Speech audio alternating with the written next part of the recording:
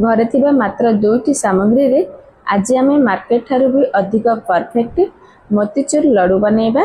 आउ तैयारी करबा प्रोसेस बहुत सहज। बेसी किछि जिनिस दरकार पड़िबो नाही। किचन रे अवेलेबल थिबा जिनिस रे ही चलंतु बनैबा। जदि केबे आपण बनै नाहांती प्रथम थर एही थर राखी रे बनैबा को चाहुचेंती ताहाले वीडियो टी को शेष पर्यंत देखंतु। आपण भाबुचेंती ना मोतीचूर लड्डू रो बुद्धि बनैबा बहुत ही कष्ट, ताहले मु ग्यारंटी देकी कहूची आपण गोटे थरकरे ही परफेक्ट मोतीचूर लड्डू बनै परिबे। आपण तो देखिकी जानि पारथिबे जे मोतीचूर लड्डू रो बुंदी पूरा परफेक्ट बनुची। ताहले चलंतु मोतीचूर लड्डू बनैबा स्टार्ट करबा। सेथि पई गोटे बाउल रे जाली को देबा। एबे सेथिरे 2 कप बेसन को देबा। आपण चाहिले गोटे कप बेसन रे मध्ये बनै परिबे, किंतु 2 कप बेसन रे पाखापाखि 700-800 ग्राम रो लड्डू बनि जिवो। एबे आको टिके चलै नेबा। एमिति चलैबा द्वारा बेसन बिल्कुल भी गोटा बांधिबा नाही, पूरा स्मूथ बेटर बनिबो। एबे एथिरे अल्प अल्प पानी को देकी हैंड व्हिस्कर रे भलो भाबरे मिसै नेबा। एबे एथिरे लूण किंबा सोडा किछि भी देबानी, केवल पानी को देकी भलो भाबरे मिसै नेबा। तो बेसन एबे भलो भाबरे मिसि गलानी। आउ बेटर टिके बहलिया लागुची। एबे एथिरे आउ अल्प टिके पानी को देकी पुणी थरे भलो भाबरे मिसै नेबा। ध्यान रखिबे बेटर बेसी मोटा किंबा पतला करिबा नहीं, काहेकि ना बुंदी हमर भलो भाबरे बनियो नै। तो देखंतु मु आपनको गोटे डंकी रे देखौची।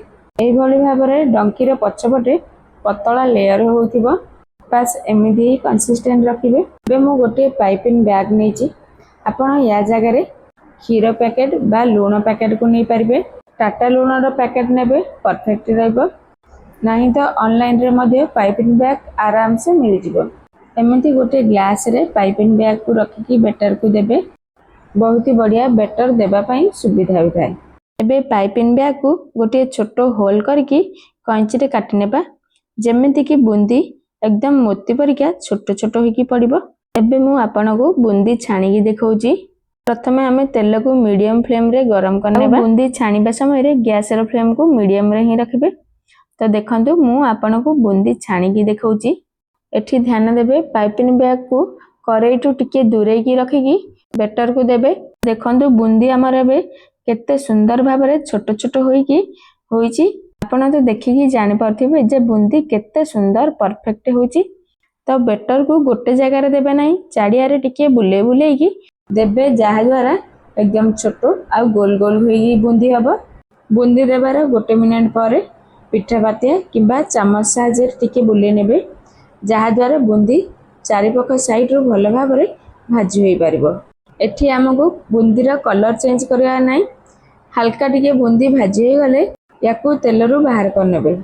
जेहेतु मोतीचूर लड्डू रो बुंदी छोटो छोटो होइताय, तो सेति पई जाली चटु रो बाहर कले से खसिकी रहिथिबो। सेति पई मु एठी चा छणा रे बुंदी को बाहर कर नैची। आपण को मु देखौची पाखरु। तो देखंतु बुंदी केते सुंदर भाबरे छोटो छोटो होईकी होईची, पूरा परफेक्ट होईची। एबे आको गोटे जाली को बाहर कर नेबा। एबे मु पुन थरे बुंदी किपरि होची आउ थरे देखौची। याकू बनाइबा पई टिके टाइम लागि थाए। मते 2 कप बेसन रे बुंदी बनाइबा पई 30 रु 40 मिनिट लागिथिला, किंतु बुंदी एते सुंदर होइथिला जे याकू देखिकी बहुत ही खुशी लागिथिला। आउ टाइम मध्ये मते सेमिति जणा पड़ला नाही जे बुंदी एते सुंदर होइथिला। एही भली भाबरे सबतक बुंदी को छाननेबा आउ गोटे प्लेट को बाहर करनेबा। तो मु एठी सबतक बुंदी को बनै नेची।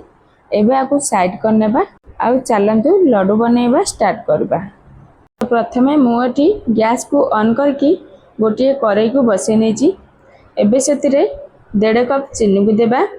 2 कप बेसन रो बुंदी पई 1.5 कप चीनी को देबा। आउ ता सहित 1 कप पानी को देबा।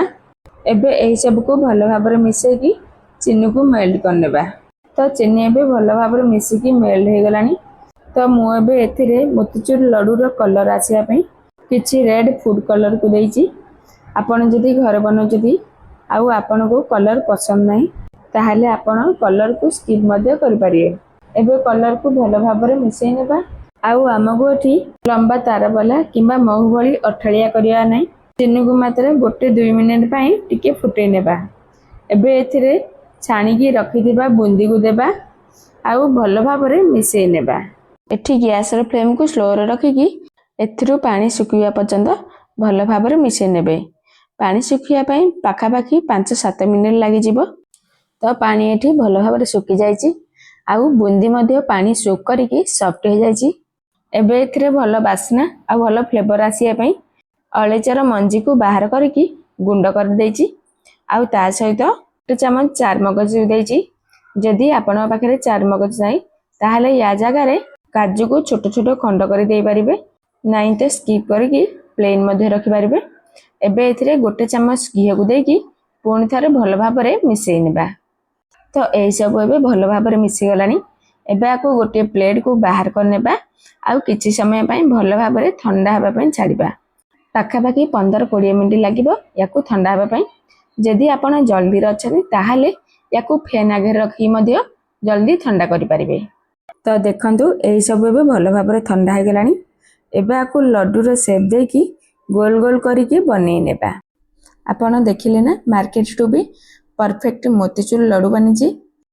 ମୁଁ ତ ବିଶ୍ୱାସ କରିପାରୁନି ଯେ ମୁଁ ଏତେ ସୁନ୍ଦର ମୋତିଚୁର ଲଡୁ ବନେଇଛି। ତ ଆପଣମାନେ ବି ଏଇଥର ରାକ୍ଷୀରେ ଏମିତି ମୋତିଚୁର ଲଡୁ ବନାନ୍ତୁ ଆଉ ମୋତିଚୁର ଲଡୁ କିଭଳି ହେଇଛି ମୋତେ କମେଣ୍ଟ କରି ଜଣାନ୍ତୁ। ରହିଲି, ପୁଣି ଦେଖା ହେବ ଆଉ ଗୋଟେ ନୂଆ ଭିଡ଼ିଓରେ। ନମସ୍କାର, ଜୟ ଜଗନ୍ନାଥ।